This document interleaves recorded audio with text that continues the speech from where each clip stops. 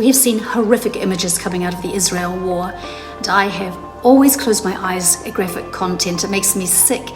But I realized that not only is God watching the horrors, He's there in it. So now I watch and I bear it. So then the question of evil comes up. Why does God allow it? There are some answers, but most of it is beyond our mortal capacity. What we have to do is believe that it exists. We have to address it. We have to root it out wherever it raises its ugly head. We have to believe that evil exists in the human DNA and in the world. My daughter and my son-in-law and 2 of my grandchildren were trapped in Israel when the war started, and I am extremely overjoyed that at this moment they're on their way home. My heart is aching for those parents and families that still have loved ones trapped there.